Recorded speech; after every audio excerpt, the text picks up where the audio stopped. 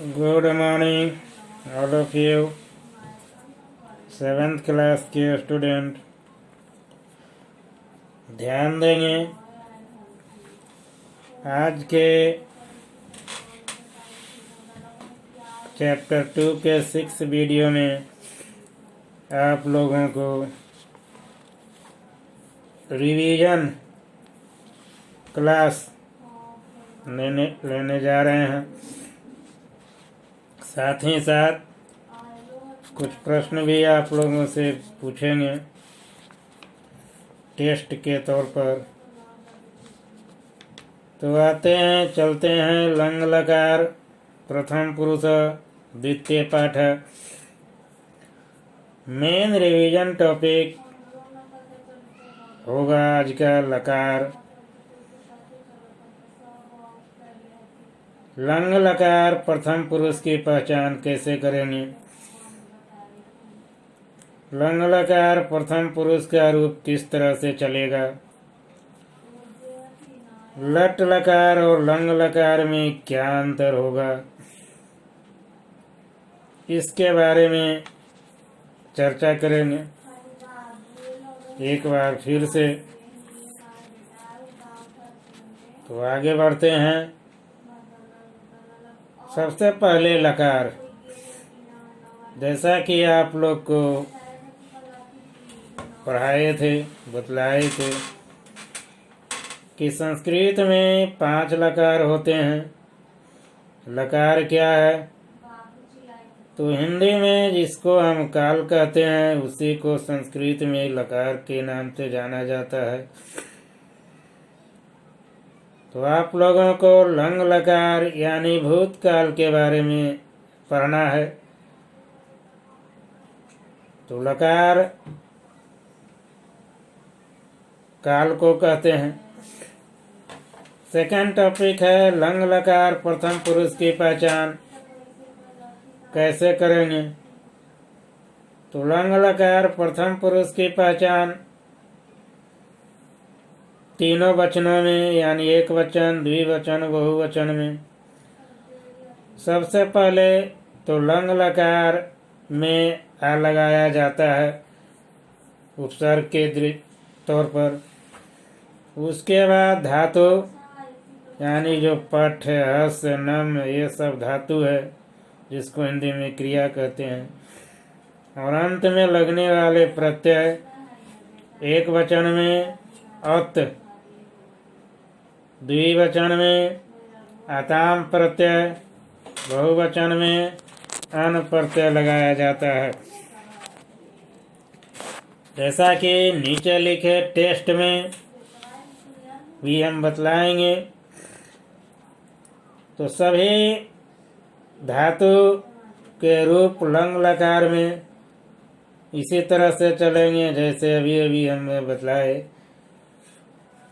पठ धातु का रूप प्रथम पुरुष, एक वचन में अपठत, द्विवचन में अपठताम, बहुवचन में अपठन। इसी तरह से और भी दूसरे धातु के बारे में सोच सकते हैं।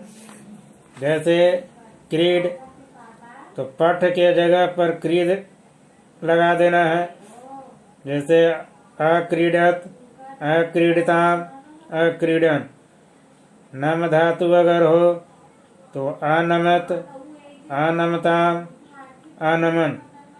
लिख धातु होने पर अलिखत, अलिखताम, अलिखन। हंस धातु होने पर अहसत, अहस्ताम, अहसन। इसी तरह से अब लंग लकार प्रथम पुरुष का रूप निम्न तरह से चलेगा। तो मैंने अभी अभी बतलाया, इसका हिंदी अनुवाद होगा स अपठत, उसने पढ़ा। तो अपठताम, उन दोनों ने पढ़ा। ते अपठन, उन सब ने पढ़ा। यानी ये भूतकाल का सूचक शब्द है, पढ़ा पढ़ा पढ़ा। इसी तरह से और भी बना सकते हैं। जैसे स अक्रीडत, तो अक्रीडताम, ते अक्रीडन। लंग लकार और लट लकार में क्या अंतर है? तो जैसा कि हम पहले जानते हैं, बतलाए भी हैं, लट लकार में तीता यंती रूप लगता था, यानी पठती, पठत, पठंती। लंग लकार में यदि अस्मा लगा दिया जाए, लट लकार के रूप में अस्मा लगा दिया जाए, पठती अस्मा, पठता अस्मा, पठंती अस्मा, तो लंग लकार का अर्थ देने लगता है। जैसे स पठते, वह पढ़ता है, वह पढ़ रहा है।